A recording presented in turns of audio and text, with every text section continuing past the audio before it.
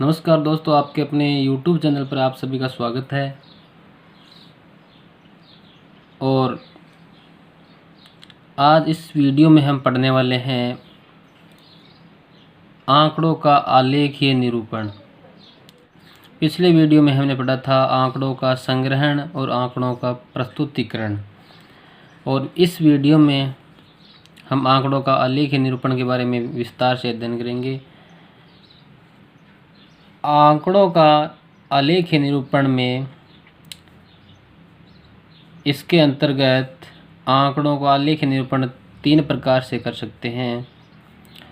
इसमें पहला है दंड आलेख, बार ग्राफ, और सेकंड है आयत चित्र, हिस्टोग्राम्स, और 3 नंबर बात करेंगे बारंबारता बहुभुज, फ्रीक्वेंसी, पॉलीगन। तो इन 3 के बारे में आज हम इस वीडियो में अध्ययन करने वाले हैं। तो वीडियो को सभी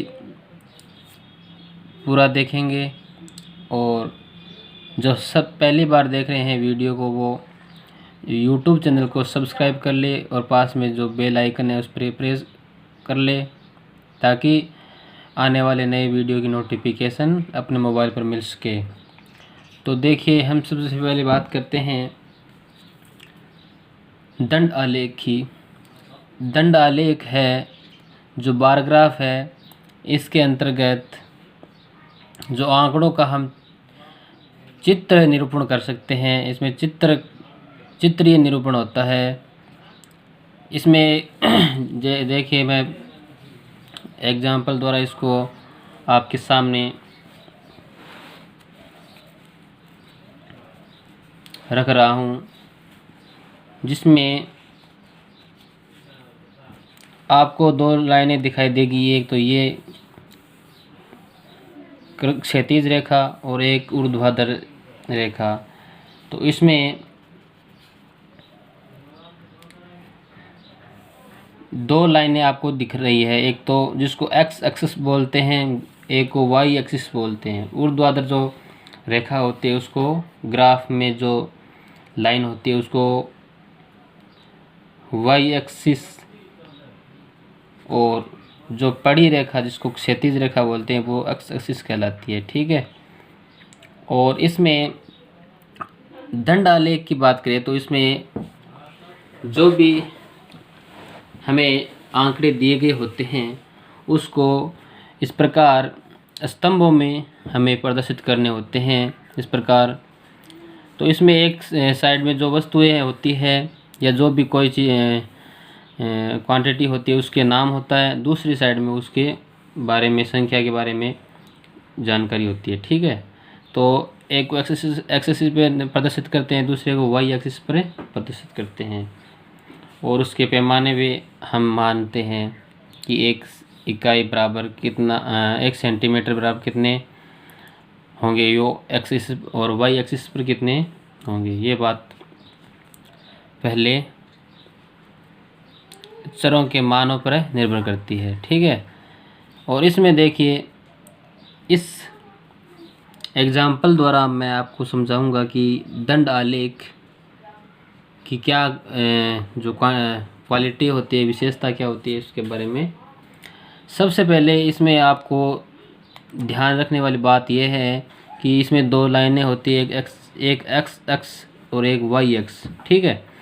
और इस पे जो एक्स एक्स पर जो भी हम खड़े जो स्तंभ बनाते हैं, खंबे बना रहे हैं, देखो ये जो खंबे हैं ये समान दूरी पे क्या है, समान दूरी पे स्थित होंगे। ठीक है। इनके जो बीच में, एक दूसरे खंबे के बीच में, एक दूसरे स्तंभ के बीच में जो दूरी है वो सभी में एक समान होनी चाहिए, पहली बात। ठीक है। दूसरी बात, इसमें जो खंबे होते हैं इसके बीचों बीच, ये अब जो खंबे हैं इसके सीध में आपको जो भी वस्तुएं होती है उसके नाम होते हैं, उसके नीचे एकदम सीध में।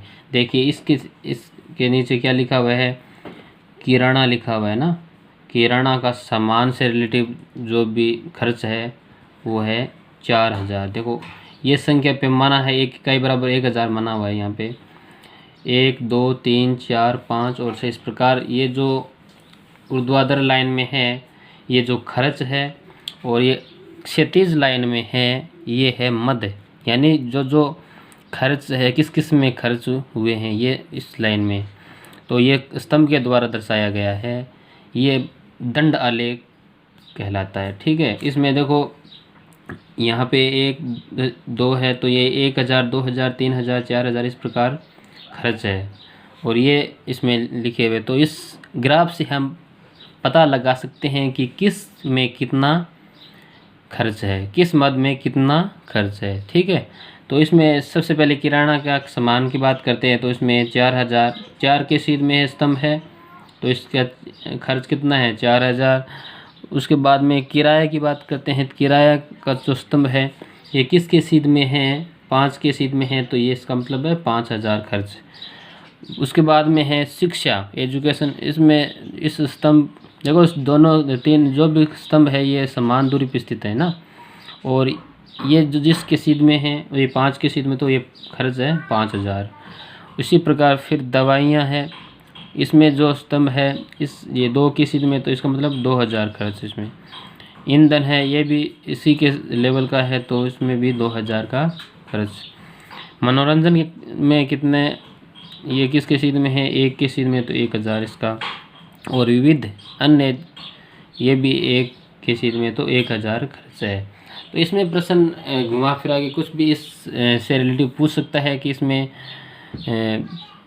किस किस मद में समान खर्च है, तो आपको आप बता सकते हैं कि किराया और शिक्षा के मद में समान खर्च है 5-5 हज़ार, और दवाइयाँ ईंधन में समान है 2-2 हज़ार, और मनोरंजन विविध में है 1000 का खर्च।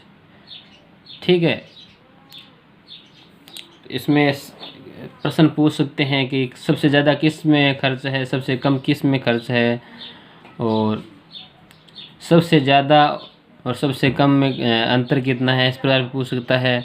और इसमें ऐसे भी पूछ सकता है कि किराया और ईंधन में की खर्च है जिसका अंतर कितना होगा, तो इस प्रकार, या दोनों में अधिक कितना है कम कितना है, इस प्रकार से जो प्रश्न है एग्ज़ाम में पूछते हैं। कोई भी एग्ज़ाम हो, चाहे ग्राफ से रिलेटिव प्रश्न इस प्रकार से पूछते हैं।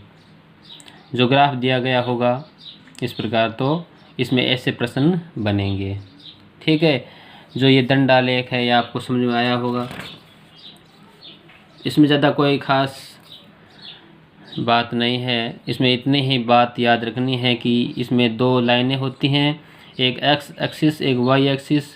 इसमें पैमाना मान करके जो लिख देंगे, और इसमें जो यह जो हमारी वस्तुएं हैं या जो भी मद है वो लिखेंगे। और स्तंभ है कि जो मेन है उस स्तंभ की जो बीच की जो डिस्टेंस है दूरी है ये समान होनी चाहिए। इतना ही है इसमें।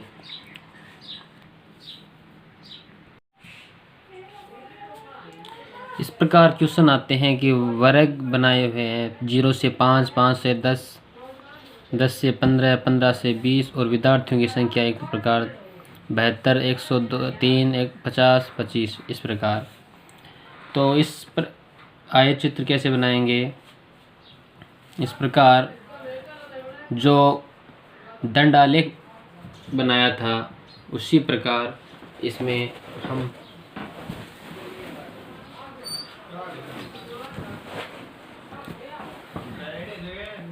आय चित्र बनाते हैं। तो इसमें एक साइड में वर्ग अंतराल लिखते हैं आयु वर्ष में, जैसे ये क्वेश्चन है इसमें आयु वर्ष में दी गई है, तो ये लिख देंगे इस प्रकार। और एक साइड में बारंबारता हो जाएगी, विद्यार्थियों की जो संख्या है। इसमें पैमाना एक्स मानना है 1 सेंटीमीटर बराबर 5 वर्ष, वाई एक्स पैमाना है 1 सेंटीमीटर बराबर 25 विद्यार्थी। ठीक है, तो देख लीजिए यहाँ पे 5 वर्ग अंतराल 5 है, 0 से 5 तो 5 पे 72 और 10 पे 103 और 15 पे बन रहा है 50 और 20 पे बन रहा है 25 विद्यार्थी। इस प्रकार ये ग्राफ बन रहा है। इसमें देखिए दंडालेख से और ये आय चित्र किस प्रकार डिफरेंट है। इसमें ओनली ये ध्यान रखना है, इसमें सीधे आयत का निर्माण बन रहा है। इसमें कोई डिस्टेंस या बीच में दूरी नहीं छोड़ी हुई है, ठीक है। तो इसमें ये जो आधार है ये समान होने के कारण इसमें ये आयत का निर्माण होगा। ये ए आयत बन गया, ये बी आयत बन गया, ये सी आयत और ये डी आयत। इस प्रकार इसलिए इसको आयत चित्र कहते हैं, ग्राफ को आयत चित्र कहते हैं। और ये बारंबारता के क्या है, जो बारंबारता है उसके समानुपाती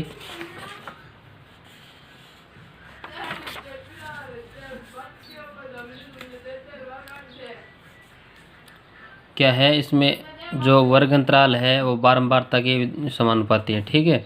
यानी ये अंतराल बढ़ रहा है जो इसके अलग अलग विद्यार्थियों की संख्या आ रही है ना। और ये जो ये क्षेत्र आ रहा है ये आयत का क्षेत्रफल कहलाएगा, ठीक है। और इसमें इसके बाद में एक रह जाता है एक बारंबारता बहुभुज फ्रीक्वेंसी पॉलीगन। इसमें सेम वही सिचुएशन है जिसमें एक स्तंभ बनेंगे, आयत बनेंगे, लेकिन फ्रीक्वेंसी जो 3 नंबर की बात कर रहे हैं हम, बारंबारता बहुभुज की बात करते हैं।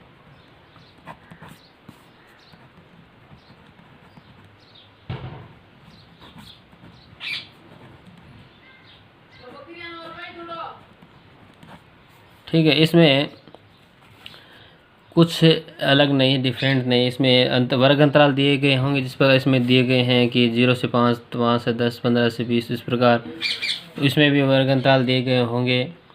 लेकिन इसमें ये ध्यान रखने वाली बात यह है कि इसमें जो ये बिंदु है, जो ये ग्राफ चित्र बन रहा है चित्र, इसके बीचों बीच एक बिंदु बनाएंगे हम। क्या बनाएंगे? एक बिंदु बनेगा। इसमें यहाँ पे एक बिंदु बनेगा, इस प्रकार एक बिंदु बनेगा, यहाँ पे एक बिंदु बनेगा, और इस बिंदुओं को हम डायरेक्ट मिला देंगे। इस प्रकार हम डायरेक्ट मिलाएंगे, इस प्रकार सीधी लाइन के द्वारा डायरेक्ट मिलाएंगे। तो इस प्रकार जो ये निरूपण होता है उसे ग्राफ ही बहुभुज बारंबारता बहुभुज ग्राफ कहलाता है। ये बारंबारता वाला बहुभुज कहलाएगा।